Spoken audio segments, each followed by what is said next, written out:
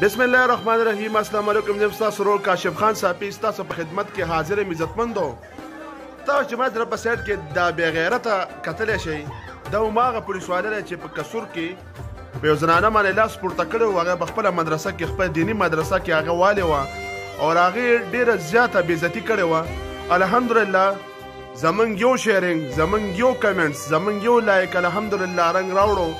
ویډیو په لکونو کسانو کتلې ده. زه د خپلو پښتنو د پاکستانیانو ورونو ډېره زیاته شکریا ادا کوم چې ټولو زبردست کمنټس کړي او ما د یو کس کمنټس ریډ کړی دی او زبردستې خبرې کړې وې چې کم حقایق او کم سچ و هغه خلکو په کمنټس کې زه ستاسو ټولو ډېر زیاته شکریا ادا کوم. ډېره مننه.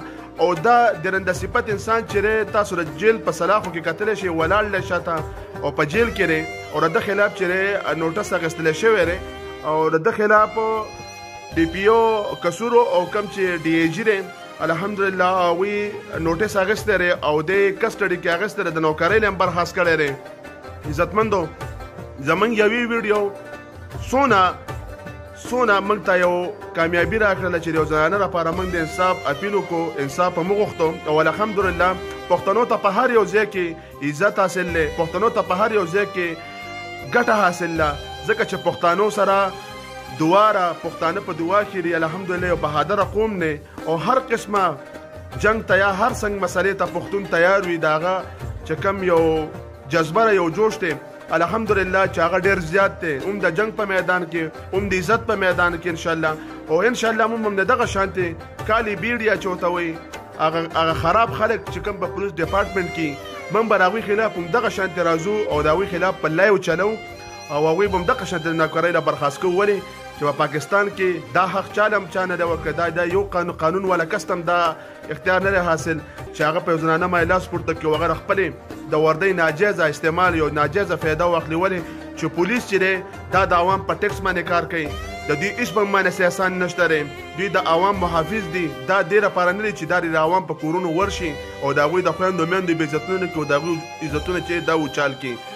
منبقتا پولیس سره موږ ته ډېر احترام کوو، موږ د پولیس ته ډېر زیات سلام کوو. ضروري نه ده چې یو پولیس والا خراب شي او د هغه د وجې ټول ډپارټمنټ خرابي نه. په پولیس کې ډېر ښه خلک شته دی.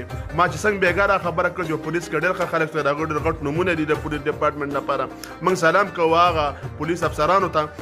نو نن پولیس خپله کارګردګي وښوده چې واقعي چې په ډپارټمنټ کې به یو خراب کس وي الحمدلله چې غټ افسران وي د غټو کورنو سره تعلق ساتي.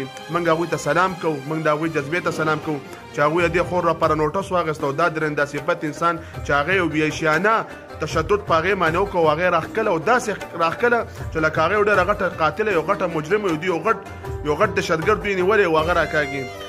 زه سلام کوم پنجاب پولیس ته چې هغوی بر وخت کاروایي وکړله او د هغوی ډي پي او صاحب او د هغوی اس پي صاحب چې دی په هغې باندې نوټس واخیست او ډي ای جي صاحب هغې خلاف چې دی اکشن واخیست او د هغې خلاف انکوایري کېناستله چې د دې ملزم خلاف د سخت کاروایي وشي چې دې خور ته انصاف میلو شي. او انشاءالله انصاف په ولې نه میلاویږي چې موږ ټول یو په یو پلیټفارم باندې انشاءالله انصاف به وي. خو چې کله موږ جدا بیا به موږ ماتېږو. چې کله موږ یو وي نو انشاءالله موږ ته څوک هم ضرر نشي رسولی. دا ویډیو کې زما خوشحالي تاسو په مخ باندې ګورئ. زه ډېر زیات خوشحاله یم او الله تعالی دې خور ته صبر ورکړي او الله تعالی دې خور ته انصاف ورکړي.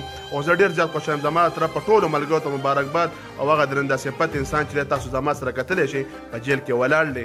دې سایډ ته تاسو زما پر پریم کې هم کتلی شئ دا ولاړ دی او یو ډېر بد شکل لري او انشاءالله اوس به دې ته د دې سزا ضرور میلاویږي چې دې له پردو خویندو سره څه کوي الله تعالی به د خویندو سره هم دغه شانتې کوي. پرو کاشف خان صاحب له ورکړي اجازت ولیان الله سپارم د الله په امان.